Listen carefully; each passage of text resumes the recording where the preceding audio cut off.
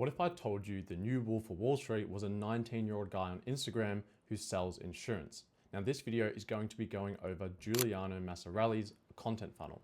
I'm going to be going over how he turns his attention into cold hard cash, which is coaching clients for his sales business. Now this video is going to touch on his content, how he actually monetizes it, and then 5 opportunities that I believe, if implemented into his funnel, is going to make him a lot more money from his content. You can also take these things that I'm going to give to Juliano and also implement it into your own business, funnel, or just content process. So let's get straight into the video.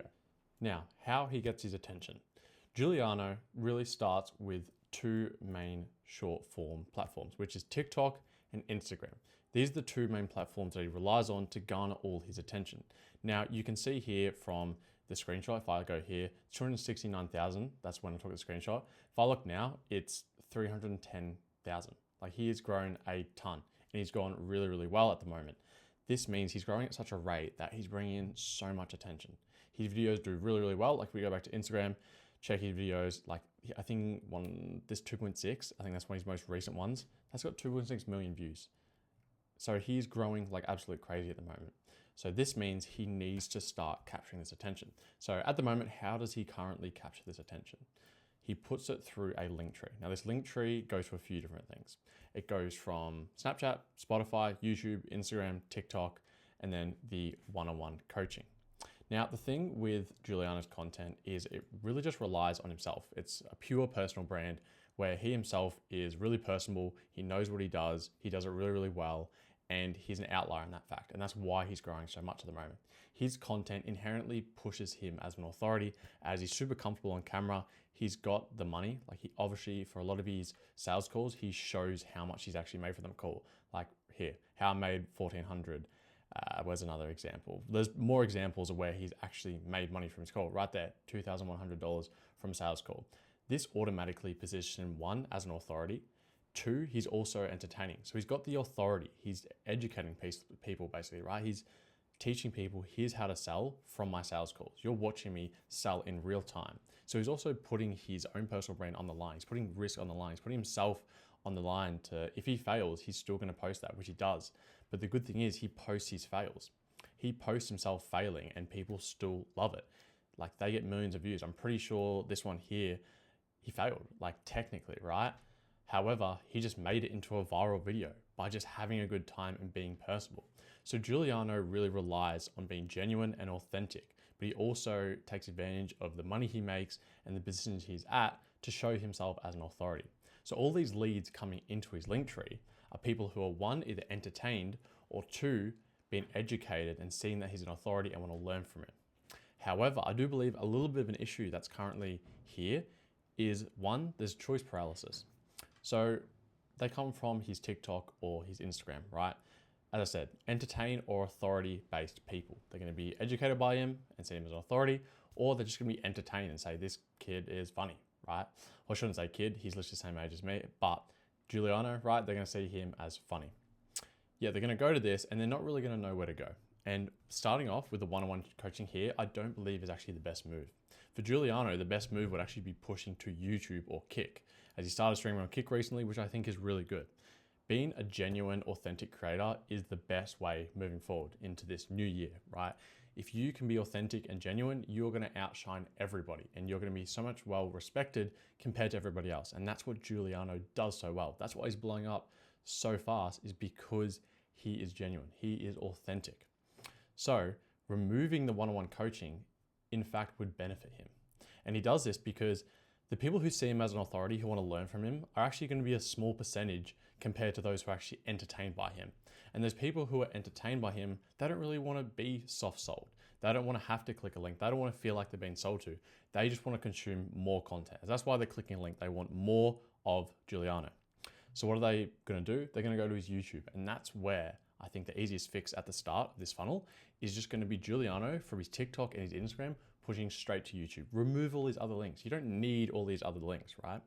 Push to YouTube. And then in YouTube, that's where he really relies on the link, on the one-on-one coaching link. He can put his one-on-one coaching into his YouTube descriptions, because his YouTube descriptions are going to be where all those people from his Instagram and his TikTok who saw him as an authority, they're going to go to his YouTube and they're going to watch all his YouTube content as they want to be educated even more. They want to be told what to do. They want to see how to live, right?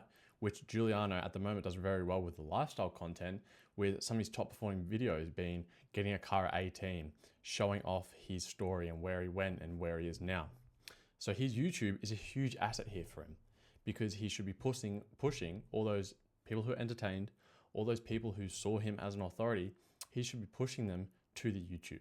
And that way, if you're removing the one-on-one coaching link and pushing it to the YouTube and having it in his main YouTube videos, it's going to benefit everyone, because the people who are beginners, who are entertained, they don't really care about the one-on-one link. It just adds more confusion of where to go. And then two, the people who want to be told, want to be educated, they're going to watch YouTube videos anyway, and the link is going to be in the YouTube videos. So that way, that's just a quick thing that anyone can implement, and be very aware that choice paralysis is a very real thing in the fact that people can just get confused about a bunch of links. So try and make it as simple as possible. But apart from that, his content game is unbelievable, especially from a short form perspective. His short form perspective is amazing. He does so well with his content. He just needs to push those people to YouTube and really lean on YouTube and what he's doing now with Kick. Lean on those. Those are going to be his huge sales assets that really brings in a lot of money for him. Then from obviously how he gets his attention, we move to how he's actually monetizing it. Now, if we look back here onto Instagram, we can see there's two links, the link tree, which I just talked about, and then there's another link, which can also be seen on the TikTok, and that leads to closer leads. Now, I don't know if he owns the company, is partners, or just is really good friends, or really well acquainted with this company. I don't know what the deal is there. However, he's pushing a lot of people to this. It's a simple affiliate deal, or maybe he owns a company, so he gets money from it. Either way, it's a pretty simple affiliate link, right? Not much to say there. The main converter is going to be his offer, his coaching offer, which is I'll work with you one-on-one to help you add 10 to 20K to your monthly commissions in just 90 days. Now we can see here what the actual page looks like. Pretty simple, headline, subheadline, BSL, coaching, like application, and then some interviews. Sorry, I just hit the mic there. And that's pretty simple. That's a very simple page. It doesn't need more than that. That's a really good page. I like that. That's really good. Now from here, a couple things that I want to touch on just with the VSL is we've obviously got story. Story should be a main focus. And in this VSL, I mentioned back here in the YouTube that he focuses on it right here. It's around a 23-minute video going over his whole entire story. In my opinion, it's not touched as much as it should be on the actual VSL. So one quick improvement would literally be adding a little bit more of his story into the VSL. Now, storytelling in general is one of the strongest forms of selling and creating content, in my opinion. I think storytelling is absolutely huge, and storytelling is what's going to allow you to do so much better in content and build a better connection with your audience. As nowadays, as I said before, connection being genuine is huge in standing out and making a lot of money online.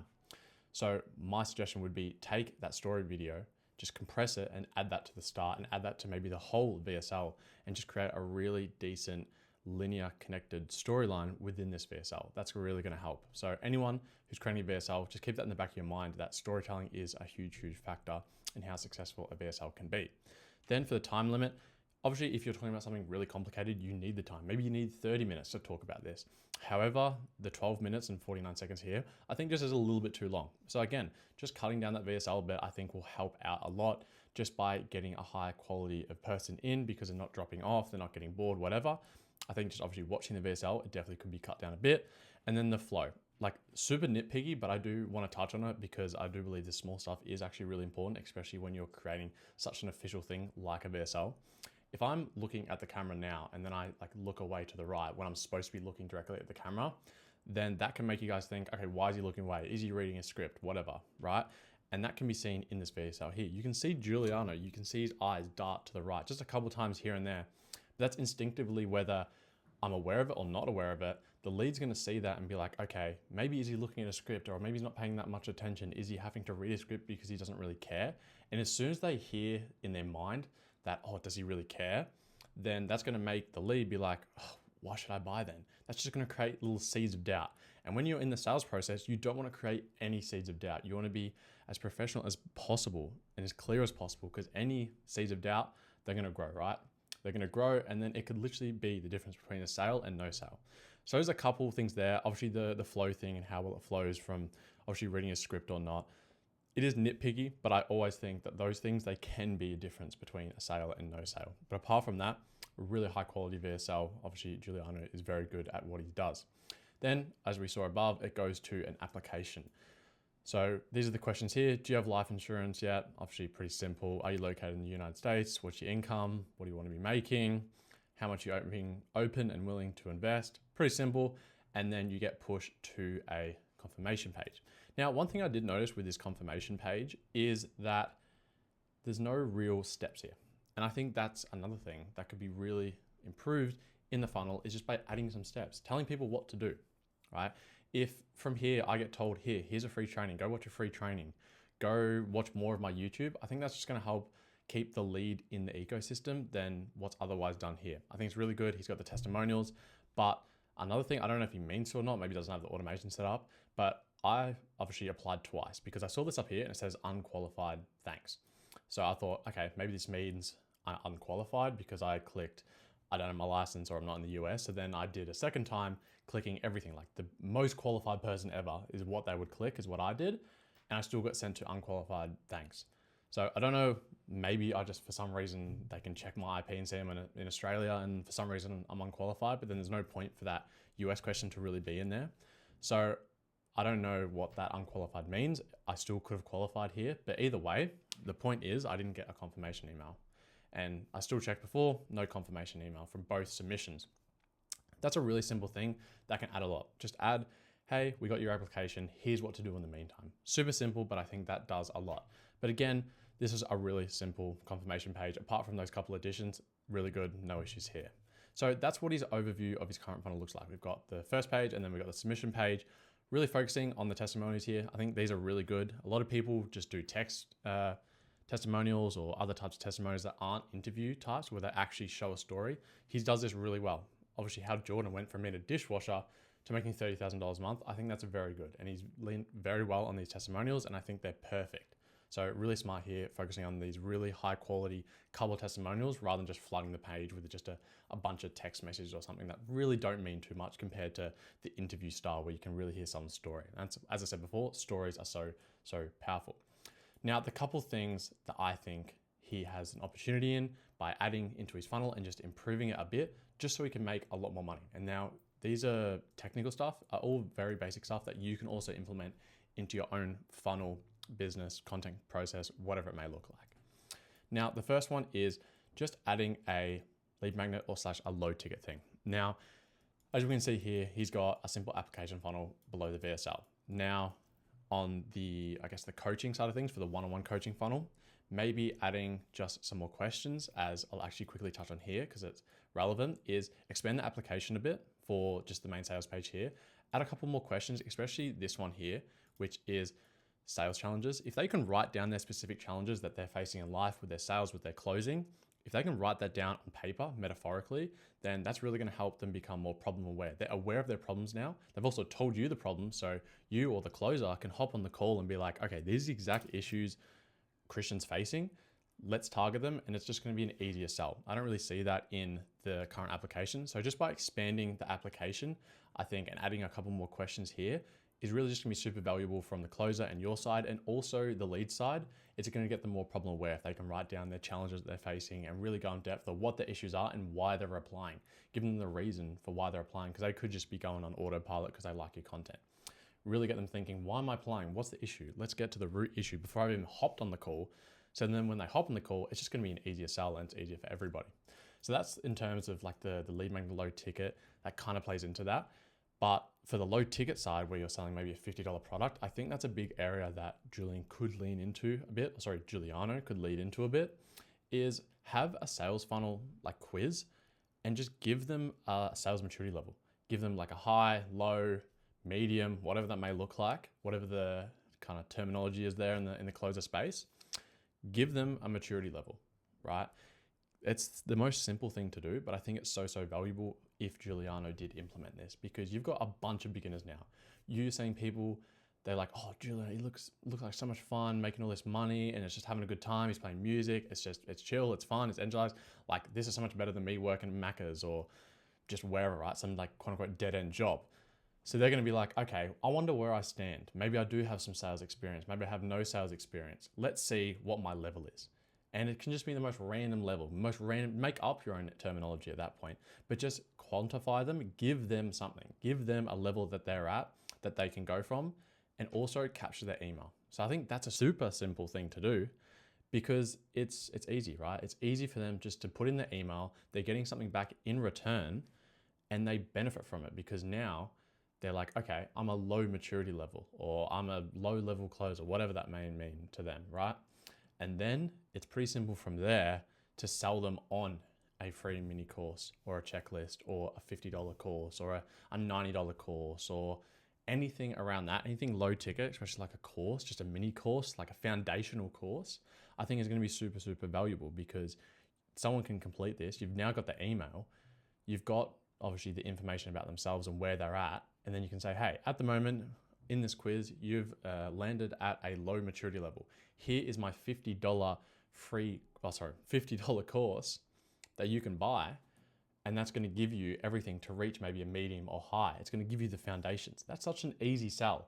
After someone's just talked about their goals, their challenges, where do they want to be? And then they get given, hey, you're a low quality level or a low maturity level. Here's how to fix that.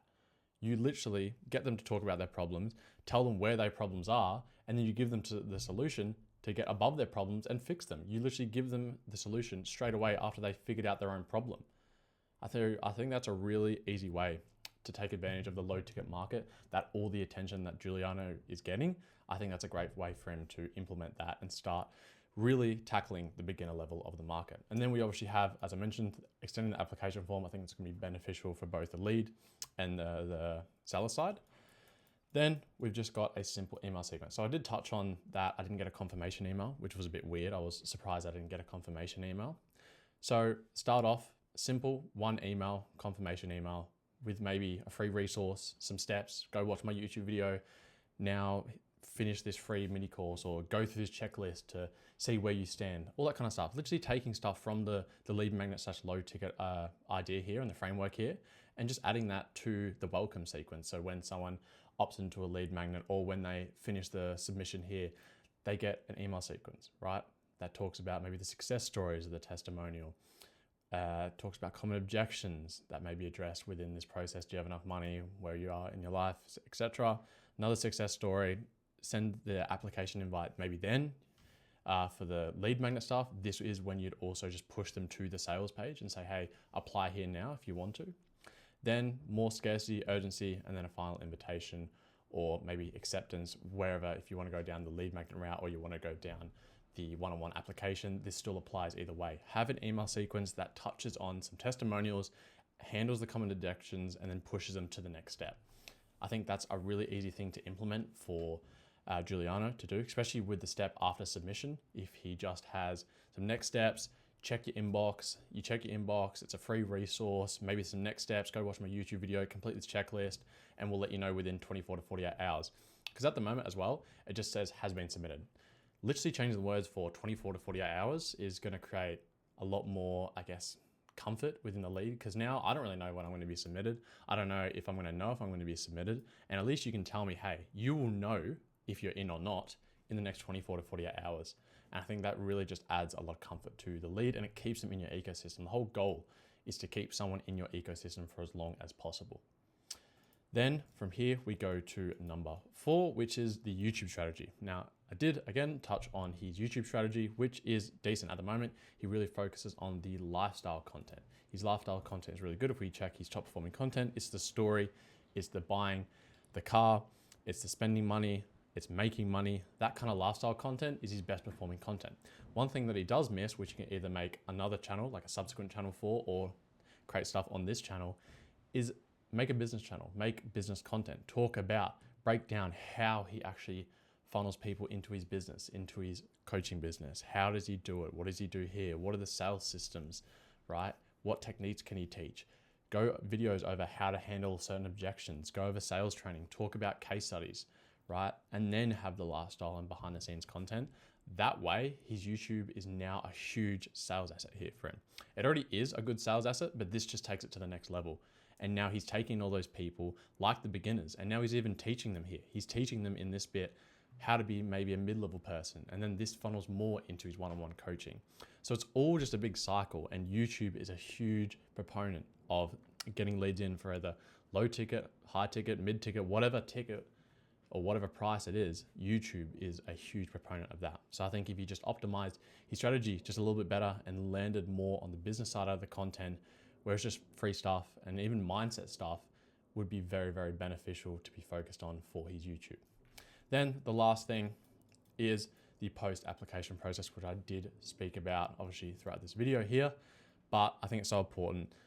Once someone has applied, just what I talked about before, give them a time frame, talk about next steps, give them something for free. Pretty simple stuff, but I do think it is really important, because now if I'm actually wanting to apply, I'm a little bit confused. I've got no confirmation email. I don't know what to do next. I'm going to leave the ecosystem and maybe I'm going to forget about it. And then I'm going to get an email or a notification in 2 to 3 days and then like, hey, you're accepted. But it's kind of worn off.